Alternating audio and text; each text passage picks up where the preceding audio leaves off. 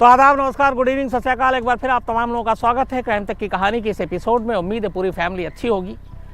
इसी crime guys एक नई इंटरेस्टिंग स्टोरी आपके लिए लेके आ चुका हूँ। तो चलिए सबसे पहले अपन स्टोरी को स्टार्ट कर लेते हैं। बहुत ही रहस्यमय स्टोरी है, इसको पूरी जरूर सुनिएगा। तक की कहानी में हमने आपको बहुत सारी खुफिया एजेंसियों की कहानियाँ सुनाई। इंडिया की रॉ, अमेरिका की CIA, इजराइल की मोसाद, इसके अलावा ब्रिटेन की और भी KGB, MI6, पाकिस्तान की ISI। ये वो खुफिया एजेंसियां हैं जिनके बारे में हम सब जानते हैं, वक्त वक्त पर पढ़ते रहते हैं, इनके कारनामे सुनते रहते हैं, इनके फेलियर के बारे में जानते रहते हैं। और ये लोग अपने अपने देश के लिए काम करते हैं। बहुत सारे ऐसे मिशन को इन्होंने अंजाम दिया देश के दुश्मनों के खिलाफ। हर मुल्क की अपनी अपनी एजेंसियों ने। लेकिन क्या आपको मालूम है कि इस दुनिया में एक ऐसी भी खुफिया एजेंसी या खुफिया संगठन है जो वाकई खुफिया है, जिसके बारे में आज करीब 200 साल 300 साल हो गए और सिर्फ कहानियां हैं, लोग जानते नहीं हैं उसके बारे में। कहते हैं कि इस दुनिया के 50% से ज़्यादा जो अमीर और ताकतवर लोग हैं इस खुफिया संगठन से जुड़े हुए हैं, जिसमें बड़ी बड़ी हस्तियों के नाम आते हैं। लेकिन कहते ये भी हैं कि इस खुफिया एजेंसी के साथ जो जुड़ा होता है वो कभी इस राज को फाश नहीं करता है कि मैं इस खुफिया संगठन के साथ जुड़ा हूँ और इसका मेंबर हूँ, क्योंकि शर्त यही है कि जो भी इस संगठन के साथ जुड़ता है और उसने अगर इसको आम कर दिया, बता दिया, तो फिर सीधे सीधे उसकी मौत तय है। और कहा जाता कि अगर आपने इस संगठन के बारे में बाहर की दुनिया में किसी से भी कुछ बताया तो फिर आपकी जान जानी तय है, उन्हें मार दिया जाता है। इस संगठन के बारे में कहते हैं कि इस दुनिया में जो कुछ भी ऐसी चीज़ होती है, कोई बड़ी घटना जिसके बारे में कभी कोई जांच में सामने कुछ आता ही नहीं है कि ये किसने किया, किसका हाथ था, तो फिर माना जाता है कि ये इसी खुफिया संगठन का काम है और उसी के मत्थे ये मर दिया जाता है जब किसी ऐसे कारनामे या ऐसे इंसिडेंट के कोई सबूत नहीं मिलते। अब बहुत सारे लोग होंगे जिनको इस संगठन के बारे में मालूम ही नहीं, और ये दुनिया की वो खुफिया संगठन है जो वाकई खुफिया है। इल्यूमिनाती ये नाम है इस संगठन का। अब पता नहीं आप में से कितने लोगों ने इस नाम को इससे पहले सुना होगा। सोशल मीडिया पे भी बहुत कुछ इसके बारे में आपको नहीं मिलेगा, लेकिन आज भी ये माना जाता है कि ये इल्यूमिनाती जो संगठन है, खुफिया संगठन है, इसके मेंबर दुनिया भर के अलग अलग देशों में खुफिया तौर पर काम करते हैं, खुफिया मीटिंग करते हैं और सारा काम वैसे ही करते हैं जो एक खुफिया एजेंसी को करना होता है। इस इल्यूमिनाती के हिस्से बहुत सारे कहते हैं कि साजिशें, बहुत सारी बगावत, जंग, बड़े बड़े लोगों का कत्ल, इनका काम है। हालांकि कभी कोई सबूत नहीं मिला, तो इसको लेके बहुत सारी बातें हैं, लेकिन उन सारी बातों को आपके सामने रखूं उससे पहले ये इल्यूमिनाती है क्या, क्यों इसको इतना बड़ा खुफिया संगठन कहते हैं और ये इतना खुफिया क्यों है। क्योंकि जैसे रॉ है, ISI है, या फिर CIA है, KGB है, MI6 है, इनके बारे में सभी जानते हैं। इनके इवन चीफ कौन होते हैं उनके बारे में जानते हैं। हाँ, उनके ऑपरेशन के बारे में कम लोगों को पता होता है, क्योंकि जब ऑपरेशन होता है तो उस वक्त वो सारी चीज़ें खुफिया होती हैं। लेकिन ये वो संगठन है जिसके बारे में सब कुछ खुफिया है। तो ऐसा क्यों है और ये संगठन क्या है, आज मैं आपके सामने दुनिया की सबसे पुरानी, सबसे बड़ी खुफिया संगठन, खुफिया एजेंसी, उनके खुफिया होने के राज की कहानी रखता हूँ। यूरोप के कई देशों में तो पूरा यकीन है कि आज भी इल्यूमिनाती काम करता है और इसमें बड़े बड़े लोग शामिल हैं। बट कौन है ये, क्या है इल्यूमिनाती, इसके सदस्य कौन होते हैं और इसकी शुरुआत कैसे हुई, इसके शुरुआत के पीछे की कहानी क्या है और क्यों इसकी शुरुआत की गई, ज़रूरत क्या थी। तो पूरी कहानी की शुरुआत जो ज़मीन है वो जर्मनी है। कहते हैं जर्मनी में एक जगह है इंगोलस्ताद, एक छोटी सी जगह है, छोटा सा शहर है, और इसी इंगोलस्ताद में इल्यूमिनाती का जन्म होता है। इस इंगोलस्ताद में एक बावरिया सूबा है, राज्य है, और उसी शहर में पहली बार इल्यूमिनाती का नाम सुना गया। और ये बात करीब अभी की नहीं है, यह है 1776 की, 1776 की। इस जगह पे एक यूनिवर्सिटी के प्रोफेसर थे, प्रोफेसर जिनका नाम था प्रोफेसर वीशॉप्ट। कहते हैं इल्यूमिनाती का गठन, इल्यूमिनाती की बुनियाद, इल्यूमिनाती का जन्म और इसके पीछे की सोच, ये सब इन्हीं प्रोफेसर वीशॉप्ट के जहन की उपज थी। ये यूनिवर्सिटी में पढ़ाते थे और उसी यूनिवर्सिटी में पढ़ाने के दौरान इन्होंने पहली बार इल्यूमिनाती का गठन किया और उसका नाम रखा था ऑर्डर ऑफ इल्यूमिनाती। इस यूनिवर्सिटी के 5 स्टूडेंट्स को अपने साथ मिलाकर उन्होंने इस इल्यूमिनाती का गठन किया, सिर्फ 5 स्टूडेंट के साथ। और कहते हैं इसकी पहली बैठक इन्हीं प्रोफेसर के आपके घर पे हुई। 1 मई 1776 को ये पहली बैठक हुई और इल्यूमिनाती का जन्म हुआ। इसके बाद धीरे धीरे इसमें लोग जुड़ते गए, लेकिन ये बड़ा ही खुफिया तरीके से इसका गठन हुआ था। 5 स्टूडेंट के साथ शुरू किया और देखते ही देखते करीब 3000 लोग इल्यूमिनाती के साथ जुड़ गए और उसके मेंबर बने। और इनकी शपथ में ये शामिल था कि वो इस संगठन के बारे में चर्चा नहीं करेंगे, जो मेंबर हैं वो दुनिया को बताएंगे नहीं और इस पूरी चीज़ को राज रखेंगे। लेकिन सवाल ये था कि प्रोफेसर ने इस संगठन का गठन किया क्यों?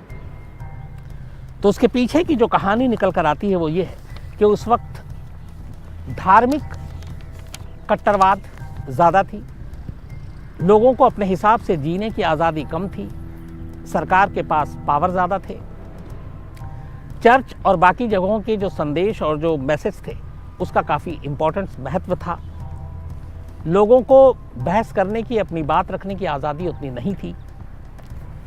और इन सभी चीज़ों को देखते हुए प्रोफेसर बिशॉप ने यह कहा कि दुनिया को बेहतर बनाने के लिए ज़रूरी है कि लोगों को चर्च और धर्म के कट्टरवाद से निकाला जाए और एक बेहतर दुनिया तभी होगी जब वो अपनी बातें खुल के रख सकें और खुल के सारी चीज़ें वो कह सकें।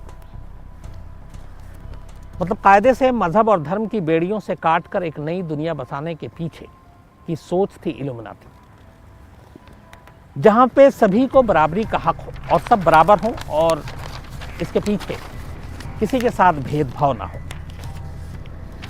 इसी के साथ इसकी शुरुआत की गई। लेकिन 2 ऐसी चीज़ें थी जो इल्यूमिनाती की धीरे धीरे लीक हो गई। एक, उस वक्त पूरी दुनिया में, न सिर्फ जर्मनी में, गर्भपात यानी एबॉर्शन गैर कानूनी था, लेकिन इल्यूमिनाती गर्भपात के पक्ष में था। और कई ऐसे चीज़ें मिली जिससे लगा कि इल्यूमिनाती इन चीज़ों को बढ़ावा दे रहा, नंबर 1। नंबर 2, खुदकुशी को हर देश ने गलत माना, ये कहा कि ज़िंदगी अनमोल है, जीना चाहिए। लेकिन इल्यूमिनाती वो था जिसका ये संदेश था साफ कि जो लोग खुश नहीं हैं, जिन्हें उनके हिसाब से जीने को नहीं मिल रहा है और परेशान हैं, दुखी हैं, तो ऐसे लोगों को खुदकुशी करने में कोई बुराई नहीं है। तो खुदकुशी को बढ़ावा देने का इल्ज़ाम, ये 2 चीज़ें ऐसी आईं कि तमाम राज और पर्दा रखने के बावजूद इल्यूमिनाती की ये बैठक प्रोफेसर बिशॉप और उनके जो संगठन से जुड़े हुए लोग थे, इसकी जानकारी जर्मन सरकार को लग गई। और इसी के बाद और ये भी पता चला कि वो चर्च के ख़िलाफ़ बातें कर रहे हैं और सरकार के भी ख़िलाफ़ कि सरकार और चर्च का आम लोगों पर की ज़िंदगी पे दखल नहीं होना चाहिए। तो इन चीज़ों को देखते हुए सरकार को लगा कि ये ख़तरा है, क्योंकि बहुत सारे लोग धीरे धीरे इल्यूमिनाती के साथ जुड़ते जा रहे थे। प्रोफेसर बिशॉप की बातों में काफ़ी कुछ वो सामने आ रहे थे। करीब 3000 जब मेंबर हो गए थे और उसके बाद ये सारी चीज़ें सामने आई तो सरकार के कान खड़े हुए और इसके बाद सरकार ने फिर उस वक्त प्रोफेसर साहब को यूनिवर्सिटी की नौकरी से निकाल दिया और उन्हें शहर बदर कर दिया। उन्हें कहा कि आप अब इंगुस्ताद में नहीं रहेंगे। तो प्रोफेसर बिशॉप को इंगुस्ताद से बाहर कर दिया गया, वो बाहर चले गए और बाहर जाने के बाद कुछ दिन उन्होंने शांति से बिताए, लेकिन फिर वापस एक्टिव हो गए और उसके बाद फिर उन्होंने इसके लिए काम करना शुरू कर दिया, लोगों को इकट्ठा करना शुरू कर दिया। जब दोबारा फिर जानकारी मिली तब पुलिस फिर घुसपैठ करती है और इसके बाद इस बार घुसपैठ सिर्फ नहीं करती है बल्कि इल्यूमिनाती पर पाबंदी लगा दी जाती है और सरकार की तरफ से कहा जाता है कि जो भी शख्स इस संगठन का मेंबर बनेगा उसे मौत की सज़ा दी जाएगी। मतलब आप अंदाज़ा लगाइए कि कितनी बड़ी सरकार के लिए ये संगठन एक तरह से कितना सरदर्द हो गया था कि जो इसका मेंबरशिप लेगा, जो इसका सदस्य बनेगा, उसे मौत की सज़ा दी जाएगी। और इसके बाद फिर बिशॉप को तड़ी पार करके करीब इंगुस्ताद से 300 किलोमीटर दूर एक और शहर है गोथा, वहाँ भेज दिया गया कि आप वहाँ जाइए।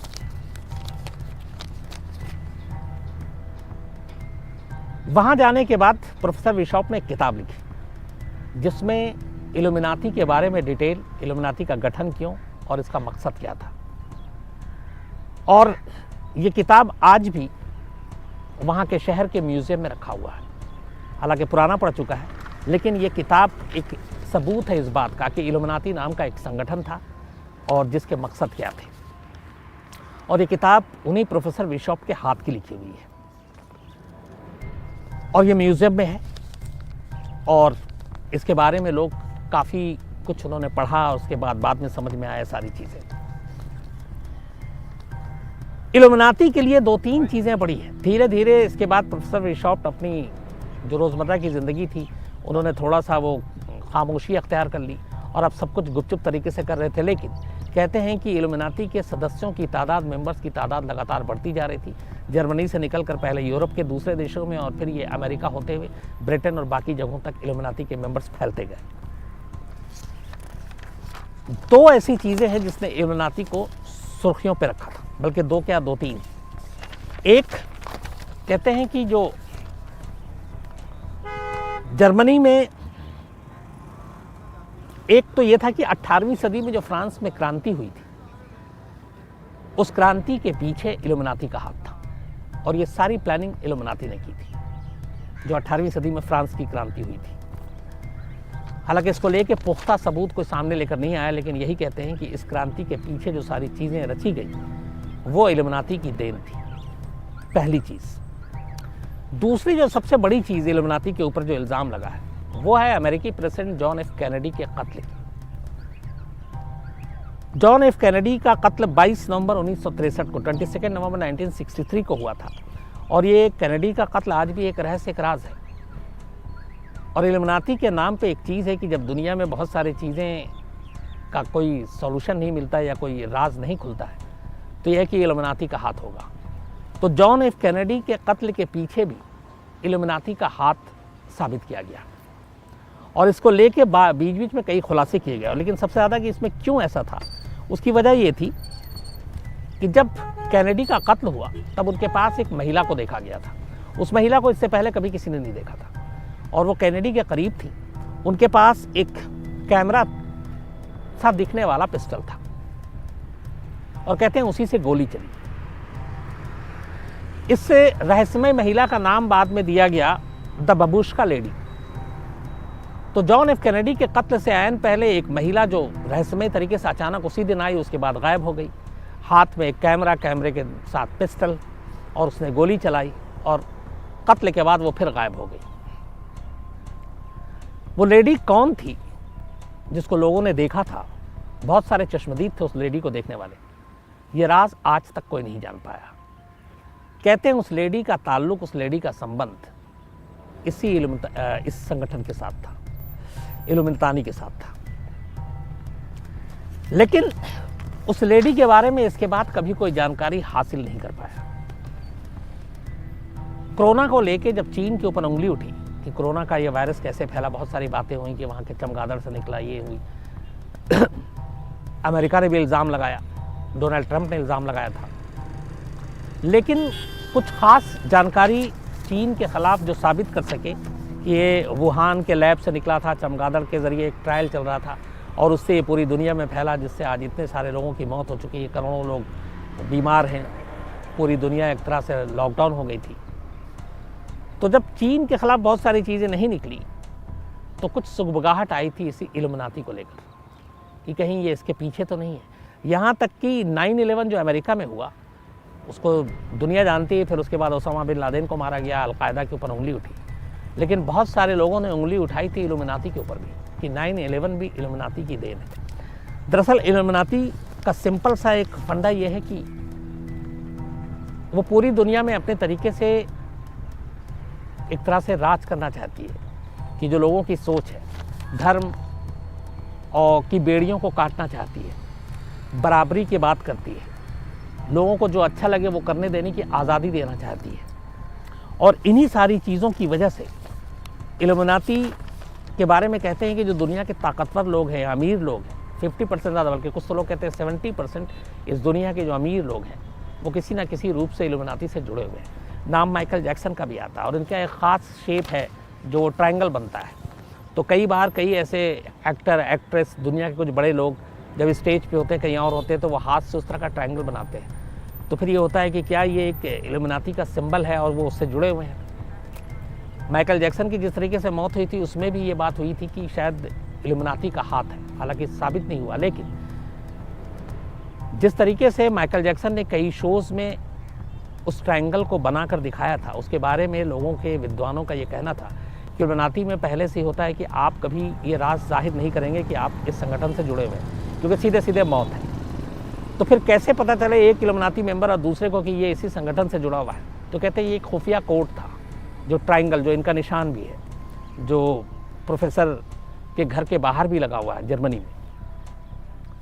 तो कहते हैं कि उस निशान के ज़रिए आप अंदाज़ा लगा सकते हैं, इससे ज़्यादा आप कोई जानकारी हासिल नहीं कर सकते हैं। तो एक उसमें ये भी था। चर्च और कैथोलिक खास तौर पर कहते हैं कि इन दोनों का उस वक्त सबसे ज़्यादा चूँकि दखल था, तो इनको लेकर, और पोप और सरकार को लेकर, पोप का भी एक बहुत बड़ा दखल होता है दोनों में, तो उसको लेकर भी काफ़ी चीज़ें थी जिसने इल्यूमिनाती का जन्म दिया। और